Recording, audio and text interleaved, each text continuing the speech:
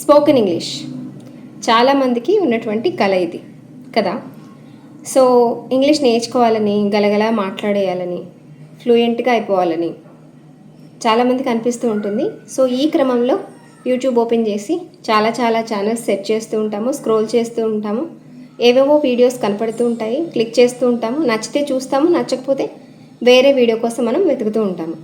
సడన్గా ఒక వీడియో కనపడుతుంది. ఆ వీడియో మీకు బాగా నచ్చుతుంది. అరే వీళ్ళెవరో బాగా చెప్తున్నారు, చాలా బాగా అర్థమవుతుంది, ఈ ఛానల్ ఫాలో అయితే బాగుంటుందేమో అనిపిస్తుంది.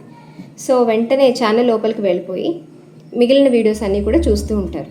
నచ్చుతుంది, సబ్స్క్రైబ్ చేస్తారు. ఓకే, సో అప్పుడు మీరు ఏమనుకుంటారు? ఇదే నేను ఎప్పటి నుంచో వెతుకుతున్నటువంటి ఛానల్ అనుకుంటూ ఉంటారు కదా.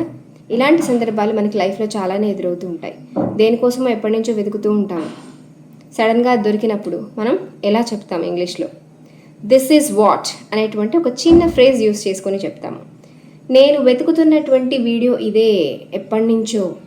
This is what I have been looking for. నేను ఎప్పటి నుంచో దేనికోసమైతే వెతుకుతున్నానో అది ఇదే అని చెప్తాము. నేను దేనికోసమైతే వెయిట్ చేస్తున్నానో అది ఇదే. This is what I have been waiting for అని చెప్తాము. దేనికోసమే నేను వెతుకుతున్నాను, this is what I'm searching for. మనం ఫోకస్ చేయాల్సిన అవసరం ఉంది. దేని మీద అయితే ఫోకస్ చేయాలో అది ఇదే. This is what we need to focus on. So this is what, ఈ ఫ్రేజ్ గుర్తుపెట్టుకొని మీకు తోచినటువంటి వాక్యాన్ని మీరు కామెంట్ చేయండి. Okay, thank you.